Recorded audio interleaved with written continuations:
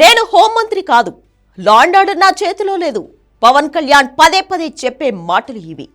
నేను హోంమంత్రి అయితే పరిస్థితి మరోలా ఉండేది. హోంమంత్రి అనిత ఏం చేస్తుంది అంటూ తన ప్రభుత్వం పైనే, తన తోటి మంత్రిపైనే పవన్ విమర్శలు.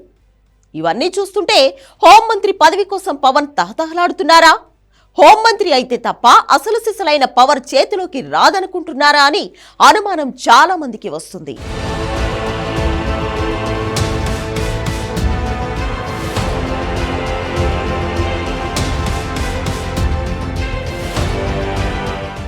ఈ మధ్య కాలంలో పవన్ కళ్యాణ్ పదే పదే హోంమంత్రి పదవి గురించి కామెంట్లు చేస్తున్నారు. సోషల్ మీడియాలో చెలరేగిపోతున్న వాళ్ళని అరెస్టులు చేసే విషయంలో, అలాగే రేప్ల వంటి దుస్సంఘటనలు జరుగుతున్నప్పుడు చర్యలు తీసుకునే విషయంలో హోంమంత్రి అనిత చాలా అలసత్వంతో ఉన్నారని, ఆ శాఖలో ఏం జరుగుతోందని పబ్లిక్ మీటింగుల్లో హోంమంత్రిని కడిగి పారేశారు. తన కూతుళ్లపై చండాలమైన కామెంట్లు పెట్టిన వాళ్లను కూడా పట్టుకోలేని హోంశాఖ ఎందుకంటూ నిలదీశారు.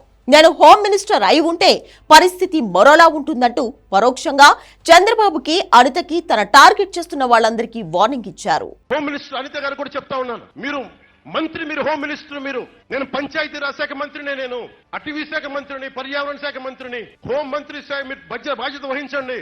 నేను అడగలేక కాదు, నేను తీసుకోలేక కాదు. హోంశాఖ, నేను హోంశాఖ తీసుకున్నానంటే మనకు పరిస్థితులు చాలా చాలా వేరుగా ఉంటాయి. మేము ఏదైతే చెబుతూ వచ్చామో ఈ 4 నెలల కాలంలో హోంమంత్రి గారు పూర్తిగా ఫెయిల్యూర్ అయ్యారు. ఒక మహిళా హోంమంత్రిగా ఉండి కూడా మహిళలకి రక్షణ కల్పించలేకపోతున్నారు. ఈరోజు పవన్ కళ్యాణ్ గారు అదే విషయాన్ని చెప్పారు. మేము చెబితే ఓని ఎగిరిన హోంమంత్రి గారు ఇప్పుడు ఏం సమాధానం చెప్తారు? నేను చెప్పినట్టుగా మైకు ముందు హోంమంత్రి ఆమె, కడమ వ్యవహారాన్ని చూసేది లోకేష్ గారు. ఆమె చేతిలో ఏమీ లేదు.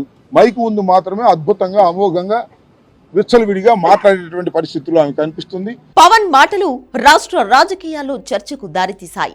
చివరికి చంద్రబాబు సమక్షంలో పవన్, అనిత ఇద్దరి మధ్య రాజీ కుదిరింది. పవన్ సలహాలు, సూచనలు స్వీకరిస్తారని స్టేట్మెంట్ ఇవ్వడం ద్వారా అనిత ఈ వివాదానికి తెరదించారు. సోషల్ మీడియాలో అగ్లీ పోస్టులు పెట్టిన వాళ్ళని, జగన్ హయాంలో చెలరేగిపోయిన సోషల్ మీడియా వారియర్స్ ని చకచక అరెస్టులు చేసి లోపల వేశారు. కానీ ఆ తర్వాత కూడా పవన్ కళ్యాణ్ హోంశాఖ ప్రస్తావన చేస్తూనే ఉన్నారు. రాష్ట్రంలో నేరాలకు సంబంధించి ఎవరేమి అడిగినా లా అండ్ ఆర్డర్ నా చేతిలో లేదు, నేను హోంమంత్రిని కాను అనే డైలాగ్ పవన్ నుంచి వస్తూనే ఉంది. రామ్ గోపాల్ వర్మని ఎందుకు ఇంకా అరెస్ట్ చేయలేకపోయారని అడిగితే సీఎంని అడిగి చెప్తాను, ఆయన దృష్టికి తీసుకెళ్తాను అని అనడం ద్వారా నేను వేరు, ప్రభుత్వం వేరు అనే విషయాన్ని పవన్ చెప్పాలనుకుంటున్నారా అని చాలా మంది భావిస్తున్నారు. ఒకటి లా అండ్ ఆర్డర్, హోమ్ నేను చేయట్లేదు. సో మీరు ఇది అడగాల్సింది మీరు ముఖ్యమంత్రి గారిని అడగాలి. కరెక్టే. అలాగే ఇప్పుడు నేను పంచాయతీరాజ్ గురించి అడిగితే నేను చెప్పగలను. మా మీడియా మిత్రులు అడిగారు ఢిల్లీలో, ఇవన్నీ నేను ముఖ్యమంత్రి గారి దృష్టికిను, హోంమంత్రి గారి దృష్టికి తీసుకెళ్తాను.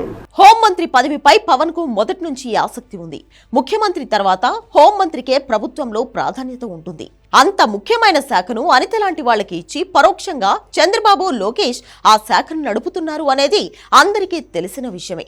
అనితకు హోంశాఖపై పట్టులేదని, ఒక డమ్మీ మంత్రిగా మాత్రమే ఉన్నారని, ఆ శాఖను పూర్తిగా అదుపులో పెట్టుకున్నది లోకేష్ అనేది ప్రభుత్వం లోపల బయట వినిపిస్తున్న మాట. ఇది పవన్ కు కాస్త ఇబ్బంది కలిగిస్తున్న విషయం.